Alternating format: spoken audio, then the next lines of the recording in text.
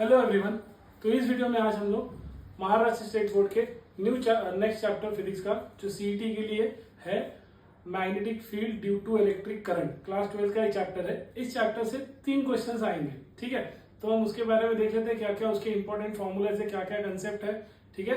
तो अच्छे से देखिए, इसको स्टार्ट करते हैं। पहला कंसेप्ट रहेगा इसका बायो सावर्ट लॉ। जैसे कि आपको बायो सावर्ट लॉ पता है, इसका यूज या एप्लीकेशन क्या होता है, to find out magnetic field of induction के लिए, ठीक है। तो उसका लॉ क्या कहता है कि जो मैग्नेटिक फील्ड ऑफ इंडक्शन है, change in magnetic field of induction directly proportional किसके होता है, रेडियस के होता है, डिस्टेंस भी बोल सकते हो, स्क्वायर के, इनवर्सली प्रोपोर्शनल। और डायरेक्टली प्रोपोर्शनल होता है किसके, करंट के। और डायरेक्टली प्रोपोर्शनल होता है लेंथ एलिमेंट के, ठीक है।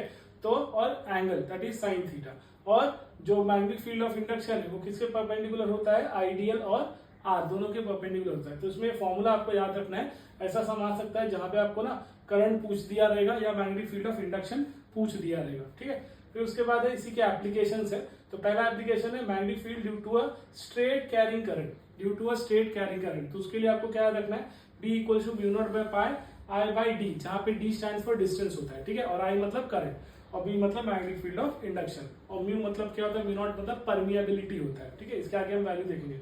फिर वैसे ही at the end of current wire रहेगा, अगर एंड पे है तो पूरा म्यू नॉट बाय 4 पाई हो जाएगा, ठीक है। म्यू नॉट बाय 4 पाई ID, ठीक है। तो याद रखो, अगर इनफाइनाइट लॉन्ग वायर है तो 2 पाई रहेगा, और एट द एंड दिया गया क्वेश्चन में मेंशन रहेगा eight the end of the current, तो आएगा 4 पाई।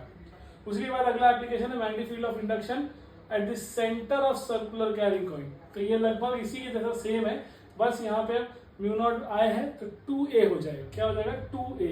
a मतलब डिस्टेंस, रेडियस के बराबर ही होता है, ठीक है। तो इसलिए mu naught I by 2a। Words याद रखो, ये चैप्टर में सबसे बात यही है कि हर जगह आपको मैग्नेटिक फील्ड ऑफ इंडक्शन पूछेगा, लेकिन की वर्ड्स याद रखना किसके लिए पूछा है, वायर के लिए, इनफाइनाइट वायर के लिए, एंड के लिए, या ऐसे सेंटर ऑफ सर्कुलर वायर के लिए, ठीक है। तो सेंटर का मतलब R इक्वल टू क्या है, a। तो इसलिए R की जगह हमने क्या लिखा है इधर, I।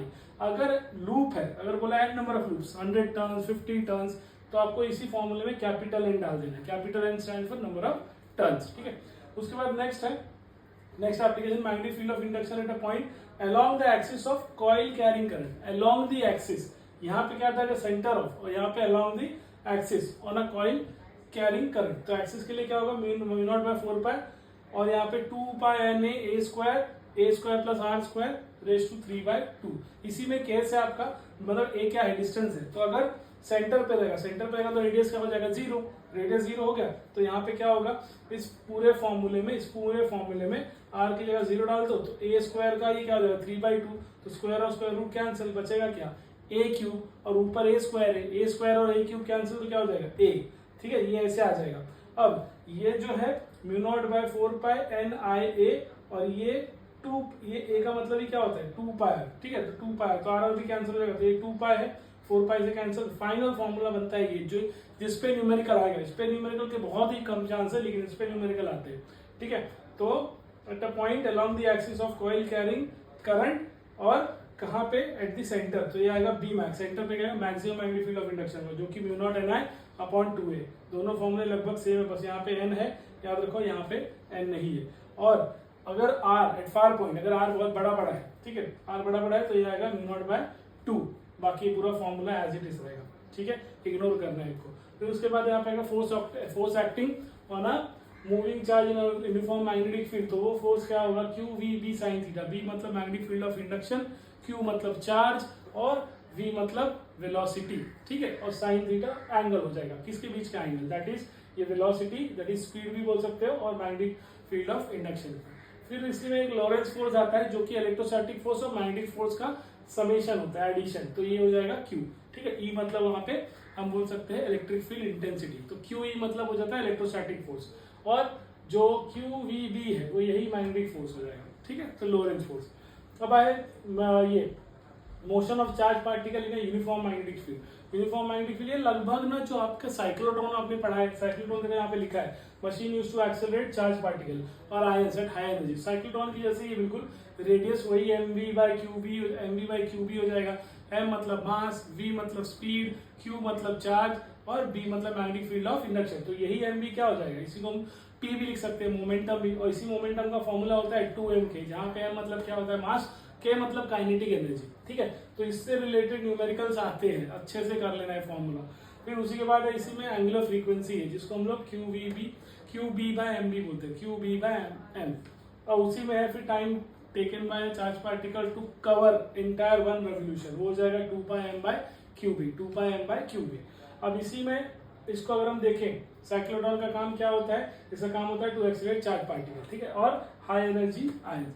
अब इसी की जो फ्रीक्वेंसी होगी ये क्या होगी QB/2πm, ठीक है। और इसी में जो वेलोसिटी है, मतलब फ्रीक्वेंसी टाइम पीरियड क्या होगा, इसी का उल्टा होगा, तो इसे मैंने लिखा नहीं, टाइम पीरियड क्या हो जाएगा 2πm/QB हो जाएगा।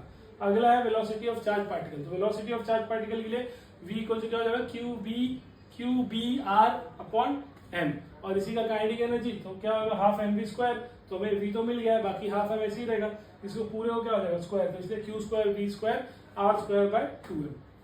एम्पियर सर्किट लॉ ये भी मैग्नेटिक फील्ड ऑफ इंडक्शन निकालने के लिए होता है लूप में, सोलेनॉइड का हो गया, टोरॉइड का हो गया, तो ये क्या हो जाएगा the line integral of magnetic field of induction, line integral of magnetic field of induction equals to permeability times the current, permeability times the current. और इस परमिएबिलिटी की वैल्यू क्या होती है 4π × 10⁻⁷ weber per ampere metre square, weber per ampere metre inverse.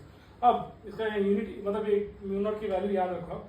अब mu naught इसी की application है, अभी तक हमने यहाँ तक इसका एप्लीकेशन देखा था बायो सावर्ट लॉ का, अब एम्पियर सर्किट लॉ के लिए जो कि सोलेनॉइड और टोरॉइड के लिए। तो सोलेनॉइड में पहला है सोलेनॉइड के लिए, तो डायरेक्टली फॉर्मूला क्या रखना है आपको mu naught N by L, that is turns per unit length, ठीक है। तो ये हो जाएगा, ये L capital N by L को हम क्या लिख सकते हैं स्मॉल है, ठीक है। उसी की तरह अगर टोरॉइड के लिए है, तो क्या होगा ये mu naught N by 2πr, तो ये जो N2πr है ना, N2πr यही लेंथ है, लेंथ क्या कैसा होता है सर्कल का, उसका सरकमफेरेंस है 2πr, तो इसलिए 2πr, तो कैपिटल N/2πr क्या हो जाएगा स्मॉल है। तो ये फॉर्मूला आ गया किसके लिए टोरॉइड के लिए और सोलेनॉइड के लिए, तो लगभग वैसे ही होता है। अब यहाँ पे टॉर्क एक्टिंग होगा करंट लूप, तो क्या होगा मैग्नेटिक फील्ड का टॉर्क क्या होता है MB sin theta, capital MB magnetic moment, और B मतलब मैग्नेटिक फील्ड ऑफ इंडक्शन और sin थीटा। तो वैसे यहाँ पे NBIA, N मतलब नंबर ऑफ टर्न्स, B मतलब magnetic field of induction, small i मतलब करंट फ्लोइंग थ्रू कॉइल, और ये मतलब उस कॉइल का एरिया, ठीक है, और sin थीटा मतलब एंगल ट्रेस। तो ये आपके फॉर्मूलेस हैं, इसको अच्छे से स्टूडेंट्स ये सब लिख के निकालो, क्योंकि इसमें मैग्नेटिक फील्ड ऑफ इंडक्शन ही बार बार ऐसा क्वेश्चन आएगा, मैग्नेटिक फील्ड ऑफ क्या, मैग्नेटिक फील्ड ऑफ ये, मैग्नेटिक फील्ड ऑफ वो। जब तक आप ये फॉर्मूला याद नहीं रखोगे हिंट के साथ, तब तक आपको फॉर्मूले में वैल्यू सब्स्टिट्यूट करने नहीं आएगा, क्योंकि क्वेश्चन तो बहुत ईजी होते हैं, बस आपको फॉर्मूला करेक्ट पता होना चाहिए, ठीक है। तो ये आई होप अभी हम नेक्स्ट देखते हैं। तो लास्ट का तो कंसेप्ट बचा है, देखिए force between infinite long carrying parallel conductors. दो पैरेलल कंडक्टर्स होंगे जिनको हम वायर भी बोलते हैं, दोनों अगर एक दूसरे के पैरेलल हैं, दोनों के बीच का डिस्टेंस कितना होता है d होता है, तो वहां पे लगने वाला जो फोर्स होगा वो क्या होगा mu naught by 4π 2I1 × I2/A। ए क्या होगा सेपरेशन बिटवीन द कंडक्टर्स। तो ये जो L है लेंथ ऑफ अ कंडक्टर होगा। ऐसे भी पूछा जाता है, लेकिन सबसे ज्यादा बार कैसे पूछा जाता है पता है फोर्स पर यूनिट लेंथ। ये बोर्ड एग्जाम में तो सबसे बड़ा न्यूमेरिकल था, सबसे इंपॉर्टेंट न्यूमेरिकल था, ठीक है, और है भी। तो फोर्स पर यूनिट लेंथ का वैल्यू आपको ऐसा पूछा जाएगा, तो mu naught by 4π 2I1 I2/A। 90% time ये दिया होता है कि दोनों कंडक्टर का वायर का करंट ऐसा है सेम है, तो ये क्वेश्चन आप ध्यान में रखना, ठीक है, पैरेलल कीवर्ड रहेगा। अब मूविंग कॉइल गैल्वेनोमीटर, ये मैंने आपको ऑलरेडी करंट इलेक्ट्रिसिटी में पढ़ा दिया, फिर भी आप याद रखो मूविंग कॉइल गैल्वेनोमीटर। इसमें आपको क्या याद रखना है, एक होता है डिफ्लेक्टिंग टॉर्क, एक होता है रिस्टोरिंग टॉर्क। इक्विलिब्रियम कब आएगा, जब डिफ्लेक्टिंग टॉर्क और रिस्टोरिंग टॉर्क दोनों बराबर हो। नीचे का पता है ना मूविंग कॉइल ऐसे रेक्टेंगुलर कॉइल था, और उसके नीचे से स्प्रिंग है, और स्प्रिंग क्या टॉर्शनल कांस्टेंट आता है उस पर, तो जैसे स्प्रिंग स्ट्रेच होगा आपका पॉइंटर ऐसे डिफ्लेक्ट होगा, है ना। इक्विलिब्रियम कब मेंटेन होगा, जब जितना स्मूथली स्प्रिंग उतना ही मूव क्या होगा स्मूथली, ये जो पॉइंटर है ये डिफ्लेक्ट होगा। तो इक्विलिब्रियम में दोनों ही टॉर्क क्या होगा बराबर होगा, तो इसलिए NIB क्या हो जाएगा K थीटा, और हमें क्या चाहिए I, जो कि क्या हो जाएगा K/NAB। K मतलब क्या होता है टॉर्शनल कांस्टेंट, N मतलब नंबर ऑफ टर्न्स, A मतलब area of the coil, B मतलब मैग्नेटिक फील्ड ऑफ इंडक्शन, और थीटा मतलब डिफ्लेक्शन। तो करंट डायरेक्टली प्रोपोर्शनल टू क्या होगा थीटा के होगा, ठीक है। और G को क्या बोलते हैं गैल्वेनोमीटर कांस्टेंट। अब आ जाते हैं न्यूमेरिकल पे। पहला जो न्यूमेरिकल है देखो 2023 में इन्होंने दिया है, क्या दिया है, बच्चे काफी डर गए थे डायग्राम देख के, लेकिन इसमें कुछ है नहीं। अब याद रखो 2 similar coils of radius R, 2 similar coils of radius R, ये दोनों कॉइल है जो ये इनका रेडियस क्या है R। concentrically with their planes at right angle to each other, ये समझ में आ रहा है यहाँ पे। The current flowing through the wire, पहले वाले में से कॉइल में से I करंट बह रहा है, दूसरे वाले में से 2I बह रहा है, तो resultant magnetic field of induction at the centre. अभी थोड़ी देर पहले आपको मैंने सेंटर का फॉर्मूला बताया था, तो उसमें सेंटर का फॉर्मूला क्या होता है, mu naught 2I bye 2R होता है, mu naught I by 2R। तो एक में करंट कितना बह रहा है 2I, तो उसके लिए 2I बह रहा है, तो करंट मैंने I की जगह ले लिया 2I। अगले कॉइल में करंट कितना बह रहा है I, तो उसके लिए हमने mu naught I by 2R। Formula क्या होता है, mu naught I by 2R होता है, ठीक है। तो पहले वाले में I करंट है इसलिए I, दूसरे वाले में 2I है इसलिए 2I। अब B1 और B2 कैसे परपेंडिकुलर, तो नेट मैग्नेटिक फील्ड क्या होता है, पहले वाले का कॉइल का प्लस दूसरे वाले कॉइल का, दोनों का स्क्वायर हो जाएगा यहाँ पे अंडर रूट में, ठीक है। अब आप ध्यान देना म्यू नॉट है, म्यू नॉट का स्क्वायर, म्यू नॉट स्क्वायर हो जाएगा, 2I का स्क्वायर 4I स्क्वायर हो जाएगा, और ये भी 4R स्क्वायर हो जाएगा, म्यू नॉट है ये भी और 4R स्क्वायर हो जाएगा। तो दोनों में 4R स्क्वायर है, बेस दोनों का सेम है, तो ठीक है। तो ये 2R मैं ऐसे लिखता हूँ, तो ये म्यू नॉट 2I और ये म्यू नॉट है, 2I का स्क्वायर कितना हो जाएगा 4, और यहाँ पे म्यू नॉट है, तो म्यू नॉट स्क्वायर अगर मैं कॉमन ले लूँ, ठीक है, अगर आप ले लो इसको 4R बना दो, और इसको क्या हो जाएगा 4R का स्क्वायर रूट क्या हो जाएगा वापस 2R, म्यू नॉट का स्क्वायर क्या हो जाएगा म्यू नॉट हो जाएगा, और वैसे ही I का स्क्वायर रूट क्या हो जाएगा I हो जाएगा, और ये 2 का स्क्वायर 4I का स्क्वायर 1, तो 4 + 1 क्या हो जाएगा 5, इसलिए अंडर रूट 5, ठीक है। इसको एक बार देख लेना। अब अगला जो है, charge Q moves with the velocity through electric field E, मतलब चार्ज है वहां पे वेलोसिटी V से मूव हो रहा है, as well as magnetic field B, तो फोर्स एक्टिंग होता है। यहाँ पे देखो इलेक्ट्रिक स्टैटिक फोर्स भी है, मैग्नेटिक फील्ड भी है। अभी थोड़ी देर पहले मैंने आपको फॉर्मूला बताया था लॉरेंस फोर्स का, एग्जैक्टली सेम है। तो चार्ज भी मूव हो रहा है, मैग्नेटिक फील्ड ऑफ इंडक्शन भी है, तो डायरेक्टली क्या होगा, इलेक्ट्रोस्टैटिक फोर्स उस चार्ज के लिए B मूव हो रहा है, magnetic field of induction QVB, दोनों को ऐड कर दो बस, QE प्लस QVB। ऑप्शन में देखो यहाँ पे है QE प्लस QVB, एकदम सिंपल 2020 में आया। अगला क्वेश्चन देखो, torque acting on rectangular coil carrying a current I situated parallel to magnetic field of induction having number of turns and area A। तो यहाँ पे हमें पता करना है, थोड़ी देर पहले भी दिखाया था कि टॉर्क क्या होता है, MB sin थीटा, M मतलब मैग्नेटिक मोमेंट, B मतलब मैग्नेटिक फील्ड ऑफ इंडक्शन, और sin थीटा एंगल। तो यहाँ पे मैग्नेटिक मोमेंट को क्या बोलते हैं हम लोग, स्मॉल ni बोलते हैं, N stand for number of turns, I current, A area. तो इसी कैपिटल N की जगह आपको क्या डालना है, स्मॉल ni, यहाँ स्मॉल n डाल दिया, A क्रॉस B हो जाएगा। तो देखो यहाँ पे स्मॉल ni, तो यहाँ देखो ni A क्रॉस B, ठीक है। तो आई होप ये समझ में आया। ये कितना है देखो 2019 में है। अगला एक क्वेश्चन देखो यहाँ पे दिया है, if same current is flowing through two parallel wires separated by distance B, अब D रहता है दो लॉन्ग पैरेलल, देखो क्वेश्चन वही, दो लॉन्ग पैरेलल वायर, ये वाला फॉर्मूला है, ठीक है। दोनों के बीच का डिस्टेंस कितना रहता है A D रहते हैं, तो यहाँ पे हमने B लिखा है, तो फोर्स एक्टिंग पॉइंट लेंथ मतलब यही वाला देखो F/L निकालना है। तो आपने F/L लिखा, I1 I2 लिखा, करंट क्या बोला देखो, current flowing through the wire separated by current flowing two parallel source of wire per unit length क्या होगा। तो करंट बेसिकली ऐसा नहीं दिया, तो करंट सेम दिया रहेगा, तो I1 I2 दोनों क्या है सेम, तो I1 I2 सेम है, और B को जगह D का फॉर्मूला क्या है, B दे दिया D की जगह, तो I1 I2 सेम है, इसलिए I स्क्वायर 2πb। अब क्या करो, आप ऊपर नीचे 2 से मल्टीप्लाई कर दो, नीचे देखो क्योंकि ऑप्शन में एक भी कहीं भी 2 नहीं है, तो आपको 4 लाना ही पड़ेगा, इसलिए इसको क्या करना पड़ेगा, आपको 2 से मल्टीप्लाई करना पड़ेगा, तो इसलिए ऊपर भी करना पड़ेगा, तो इसलिए 2 म्यू नॉट I स्क्वायर हो जाएगा अपॉन 4πb। तो ये वाला ऑप्शन कहाँ दिया देखो, mu naught by 4π 2I square b, mu naught by 4π 2I square b, ठीक है। तो देखो मैंने हर तरह के क्वेश्चन कवर करने का कोशिश किया है, ठीक है। अभी हम अगले क्वेश्चन की तरफ देखते हैं। तो अगला क्वेश्चन देखते हैं, a circular coil of wire consisting of 100 turns, तो स्मॉल n दे दिया है, रेडियस 9 सेंटीमीटर दिया है, carries a current of 0.4 ampere, current भी दे दिया है, रेडियस भी दिया है, और टर्न्स भी दिया है, और क्या पूछा, magnetic field of induction centre of the coil. तो अभी थोड़ी देर पहले आपको फॉर्मूला बताया, सेंटर ऑफ द कॉइल का फॉर्मूला क्या होता है, mu naught ni upon 2r, कब, जब n दिया हो, मतलब नंबर ऑफ टर्न्स दिया हो। तो b की वैल्यू क्या है जो क्वेश्चन में दी है 12.56, तो लिख देना n मतलब 100 टर्न्स, स्मॉल i 0.4 मतलब एम्पियर में करंट, और 2r 2 इंटू 9 सेंटीमीटर है, उसको हमें किसमें करना पड़ेगा, SI यूनिट में, तो इसलिए मीटर में कर दिया।